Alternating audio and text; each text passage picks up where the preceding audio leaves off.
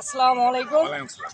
প্রিয় বন্ধুরা, আমি এখন উপস্থিত হয়েছি পল্লী কবি জসীমউদ্দিনের বাড়ির সামনে কুমার নদ। সেই কুমার নদের পাড়ে আমি এখন কথা বলছি ফরিদপুরের বিশিষ্ট কবি, লেখক এবং কাশফুল সাহিত্য পত্রিকার সম্পাদক কবি আব্দুর রাজ্জাক রাজার সাথে।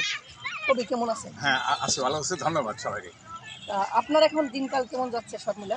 যাচ্ছে ভালোই। অবস্থা স্বাভাবিক অবস্থা তো, এটা গরম দিনে পল্লী জসীমউদ্দিনের বাড়ির সাথে তেমন কোনো লোকও নাই।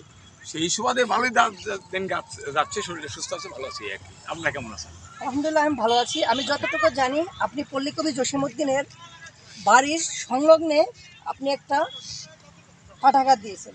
হ্যাঁ, কথাটা ঠিকই বলছেন আপনার। এটা আমি কাশফুল সাহিত্য বইঘর নামে একটা বইঘর দিছি। সেখানে পল্লী কবি জসীমউদ্দিনের সমস্ত বই আছে। তাছাড়াও ফরিদপুরের, আপনারা জানলে অবাক হবেন যে ফরিদপুর পল্লী কবি শুধু তাই নয়, ফরিদপুর জেলার সমস্ত লেখকদের, নবীন প্রবীণ সমস্ত লেখকদের বই কাশফুল সাহিত্য বই করা আছে, যা আমার কাছে সংগ্রহ আছে ইনশাল্লাহ। আপনি কি কি ধরনের লেখা লেখেন? ও, এটা একটা ভালো কথা বলছেন। সবাই তো কবিতা লেখে, আমিও কবিতা লেখি। জীবনে প্রথম শুরু কবিতা দিয়েই, কিন্তু কবিতা লেখার মাধ্যমে আমি উপদেশমূলক, গবেষণামূলক, তত্ত্বভিত্তিক বই লিখি। বিশেষ করে আঞ্চলিক গবেষণামূলক বই। যেমন আমার ইতিমধ্যে একটা বই বেরিয়েছে, চর্মাদুদের ইতিহাস ঐতিহ্য, অম্বিকাপুর ইউনিয়ন ইতিহাস ঐতিহ্য বই বেরুনের আছে আছে। মাধব দিয়ে এই এত কিভাবে আপনি চিন্তা ভাবনা করলেন যে এত বড় একটা ইতিহাস নিয়ে আপনি লিখবেন? এই চিন্তাটা ধারণ করার প্রশ্ন, কিভাবে এই চিন্তা চিন্তাটা ভাবনা? বললাম। আমি যেহেতু পল্লীকবি, আপনি জানেন যে পল্লীকবি জসীমউদ্দিনের বাড়ির সংলগ্ন আমি থাকি। পল্লীকবির সমগ্র বইই আমি পড়ছি, অর্থাৎ পড়ার তার থেকে মনে করছি যে উনি যখন পল্লীকবি বেছে নিলেন, তো আমি চিন্তা ভাবলাম যে কবিতা তো এখন মানুষে পড়ে না, বই তো মানুষে পড়ে না। সেই চিন্তা ভাবনাতে গেলাম যে গ্রাম ইতিহাস যেগুলো হারাই 200 বছর, আমি গ্রামে তুলে ধরি। আপনি তো জানেন যে এই অঞ্চলে এক সময় প্রচুর পানি আর পানি ছিল, একটা দ্বীপ মতো ছিল। কবি নজরুল ইসলাম এই পল্লীকবি জসীমউদ্দিনের বাড়ি আসছিল, সে 1952 সালে এখানে বসে কবিতা লেখছে। তাই আমি সেই ভাবনা থেকেই আমি ভাবলাম যে যে জিনিস হারিয়ে যাচ্ছে, যেমন চাল, ভাত, চিনা ভাত, এরকম বহু কিছু মানে খাবার আছে যা আপনাকে জানেন যে অবাক, এক সময় গরুতে খাইতো, যে পায়রার ছোলার সাথে এগুলো পাওয়া যায় না। তাই আমি সেই ভাবনা থেকে এইগুলো লিখছি। এই বইটা লেখা আপনার সময় গেছে কত দিন বা কত মাস? 112 পৃষ্ঠার বই। তথ্য সংগ্রহ করতে প্রায় 1.5-2 বছর সময় লাগছে। তারপরও আরও যে মেকআপ টেকআপ দেওয়া বিভিন্ন কাজে, তাতে পরে আমার 2.5 থেকে 3 বছর সময় লাগছে। তবে আমি প্রতিটা গ্রামে গ্রামে ঘুরতে, ওই কিছু পড়ছে, পূর্বপুরুষ কোথা থেকে আসছে, কীভাবে সেই তথ্য বলেছি। দাঁড়িয়াবাদের এই স্কুলে করছে, কারা উদ্যোক্তা ছিল এবং প্রথম মানে কারা কালক্রমে প্রধান বিন্দু এই আঞ্চলিক খেলাগুলো ছিল, সেইগুলো নিয়ে আমি লিখছি। এই তথ্য সংগ্রহ করতে গিয়ে কোনো ভ্রমণায় পড়েছেন? বলছে অনেকে পড়ছে, আপনি দেখছেন আপনার সংসার চলে, আপনি কি করেন, আপনার আপনার আরো কি চলে, কি করেন। আমি তখন অনেক প্রশ্নের উত্তর দিতে পারিনি। বলছি যে না, স্বাভাবিকভাবে যেভাবে চালাই সেইভাবে চলি আমি।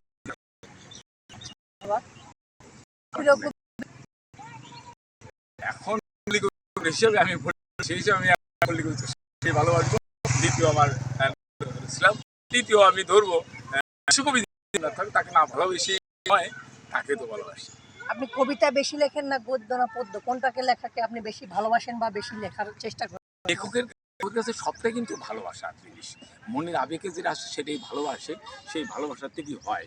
কিন্তু আসলে এইটা ওইটা নেই, কিন্তু স্মৃতিতে শিখে হয়। যেমন আমি কবিতা থেকে বেরিয়ে আসে আমি চিন্তা করছি যে উপদেশমূলক, যেমন আমি একটা লিখছি সুখের স্বপ্ন, এক লেখছি বই লিখছি, প্রকাশিত হয়েছে। আবার বঙ্গবন্ধুকে নিয়ে লিখছি, মানে ছোট্ট করে লিখছি বই, তার জীবন কাহিনী নিয়ে লিখছি। আবার এই গ্রাম অঞ্চল নিয়ে লিখছি। আমি এখন এই ধরনের নিয়ে লিখি, অত গবেষণামূলক বই বলতে পারেন। আপনার কয়টি বই প্রকাশিত হয়েছে? আমার এই পর্যন্ত 11টা বই প্রকাশিত হয়েছে। কয়েকটা বইয়ের নাম বলুন। বঙ্গবন্ধু বাংলাদেশ, শেখ হাসিনা বাংলাদেশ, আগস্ট, মায়ের ডাক, মায়ের ডাক, চর্মদের ইতিহাস ঐতিহ্য, বেদনার নীল রং, বাংলার স্মৃতিকথা, কথা স্মৃতি সুখের স্বপ্ন। ধন্যবাদ। আপনার সবচেয়েতে কোন বইটি বেশি আলোচিত হয়েছে বা বেশি বিক্রি হয়েছে বা বেশি জনপ্রিয়তা অর্জন করতে পেরেছেন ফরিদপুরে? সেক্ষেত্রে বলতে অনেক কষ্টের ব্যাপার, তবে চরমদবদের ইতিহাস এই বইটি আমার বেশি বিক্রি হতেছে এবং বেশি সংগ্রহ করছে। আর স্বইচ্ছায় জানছে তরুণরা শিরাল সুখের স্বপ্ন। আর বই আছে তরিকত মঞ্জিল, সেটা ধার্মিক যারা, এবং আপনারা জানলে অবাক যে হিন্দু মুসলিম সম্প্রদায়ের ভিতর আছে কাদরিয়া মসজিদের তরিকা, তরিকার উপরে লেখা তরিকত মঞ্জিল। এই বইটি বেশি বিক্রি হচ্ছে। আপনার একটা পরিবার আছে এবং আপনার মেয়ে আছে, এই নিয়ে আপনার সংসার, লেখালেখিতে ব্যস্ত থাকেন, আপনি পরিবারকে সময় দেন কখন? বেশিরভাগ সময় দেখা যায় আপনি ফরিদপুর শহরে সেটা বিভিন্ন প্রোগ্রামে উপস্থিত থাকেন বা বই নিয়েই ব্যস্ত সারাদিন থাকেন। সেটা মানে হয় নিতে হয়, সাথে এক করে চলতে হলে মানাইতেই হবে, কেননা মেয়ের সংসার, তার বাড়ির সংসার, ছেলে মেয়ে, ছোট ভাই ব্রাদার, আত্মীয় স্বজন, সবার সাথে মেনটেন করে চলতে হয়। নিজেকে নিজের নিজের মনকে নিজে পুষ করে চলতে হয়, চলি এইভাবে আর কি। লেখালেখির কারণে কখনো পরিবারের সাথে কখনো ঝামেলায় পড়েছেন কিনা, না কখনো না বা আমি বাধাগ্রস্ত না হয়েছেন না না কিনা? আমার এই ধরনের বাধাগ্রস্ত না, ইনশাল্লাহ। আমি আমার দিক দিয়ে মানে আমি পরিবার আমার গোষ্ঠীর সত্যি বয়সে বড়, সেই সামনে বা আমি কথার বাধা দেওয়ার মতো আল্লাহর রহমতে এই পর্যন্ত হয় না আমার পরিবারে, এবং সবাই ভালোবাসে, সবাই আমার চলে, কিন্তু কাউকে কোনো কিছু বলি না, সবাই আমাদের একত্রে চলে। ফরিদপুর শহরে আপনাকে সবাই আব্দুর রাজ্জাক রাজা নামে চিনে, এবং এত জনপ্রিয়তা কি, মানে আপনাকে মাথা চেনা কারণ কি?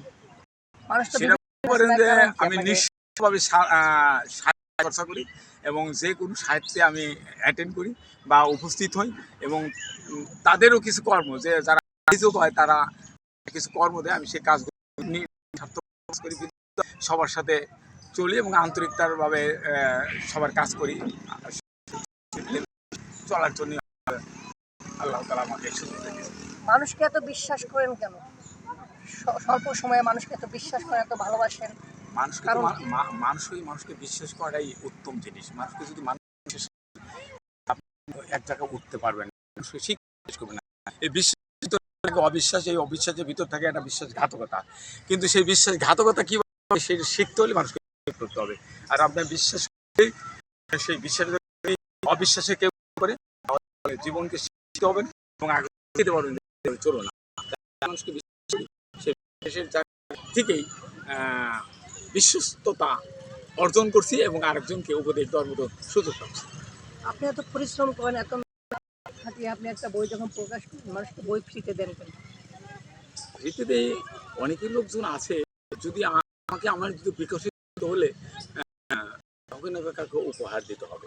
আমি দেখি আমাকে বহু লোক উপহার দেয়, তাহলে আমি সেই চিন্তা থেকে আমি কেন উপহার দেবো না, আমি সেই উপহার দিই। ও বুঝুক যে যে যাকে বইটা দিলাম সে বই পড়বে, সে বুঝবে যে আসলে বই লিখতে কষ্ট কষ্ট বা কি, এটা আলোচিত দেওয়ার জন্য, অর্থাৎ বিকশিত করা বলা হয়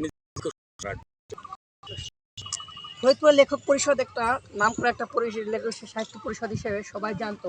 হঠাৎ করে দেখা গেল লেখক পরিষদের আপনার আগের মতো তো আপনি জানেন যে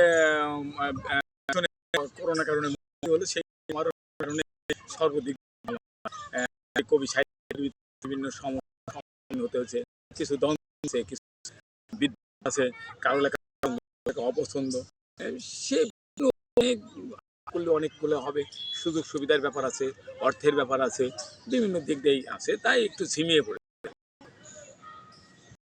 কবি সাহিত্যের মধ্যে এত গ্রুপ গ্রুপিং মনে করেন এটা লেখকদের ভালো না খারাপ দিক? কারণ আজ আপনি একটা সাহিত্য প্রোগ্রাম করলেন, আজ অমুক কবি আসলো, অমুক তমুক কবি আপনার প্রোগ্রামে আসলো, বা আপনার প্রোগ্রামে গেলেন আসলো না, বা আপনি গেলেন, ক্ষতির দিক দিক।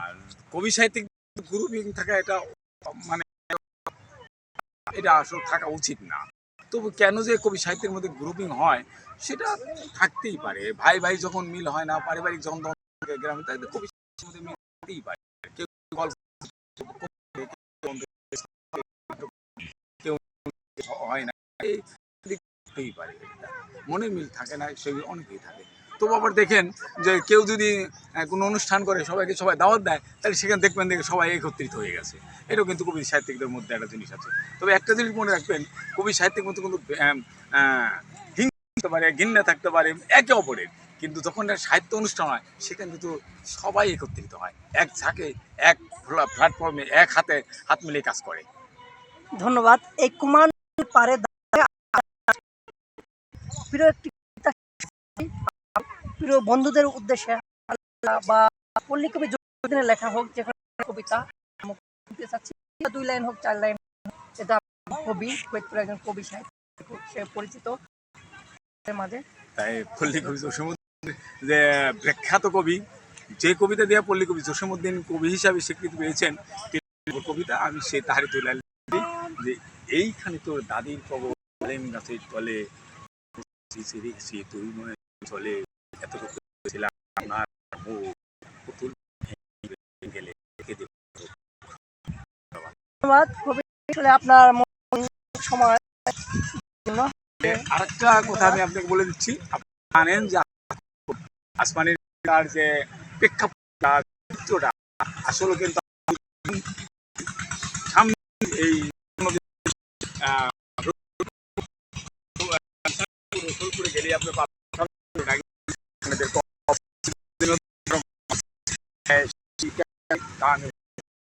মানে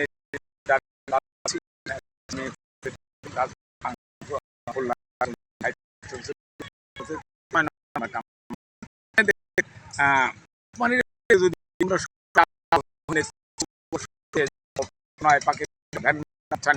একটুখানি বৃষ্টি এলে ঘুরিয়ে পড়ে পানি তারই তরে আসমানে থাকে বছর পরে পেটে পড়ে পায় নাই খেদে বুকার হার সাক্ষী দিচ্ছে অনাহারে কয়দিন দিচ্ছে তা। এই যে কবিতাটা লিখছে, কিন্তু আপনি জানেন কি, যখন এই কবিতাটা লিখছে তখন পয়সাওয়ালা ছিল। আসমানের জন্ম 1929 সালে, আর কবিতা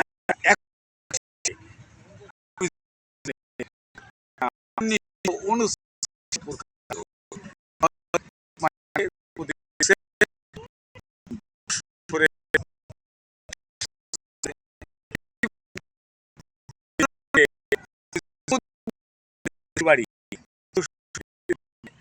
ওই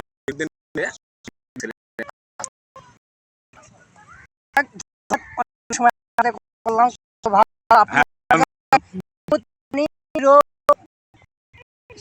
কবি সাহিত্যিকদের উদ্দেশ্য বা শ্রোতাদের উদ্দেশ্য আপনি কিছু বলেন, বা বর্তমান তরুণ প্রজন্ম বা কবি দিক নির্দেশনা জানাবেন। এবং বই না লেখাও যায় না, আমি বই বলতে জানার লেখা আর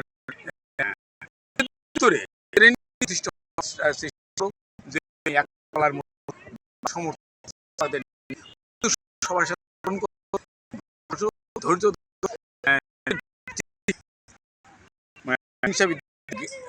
ত্যাগ করে সোজা পথে চলো, দেখবে তোমাকে সৃষ্টি সব দিবে সবল। ধন্যবাদ প্রিয় রাজ্জাক, সময় আমাদের দেওয়ার জন্য। আসলে শেষ করছি কুমার নদের পাড় থেকে ভিডিওটা কবি রাজ্জাকের সাথে, এবং বন্দী ছিলেন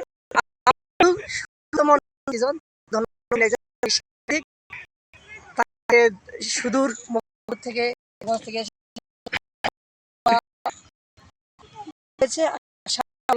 ভালো ভিডিও বন্ধু, প্রথম ভিডিও সামনে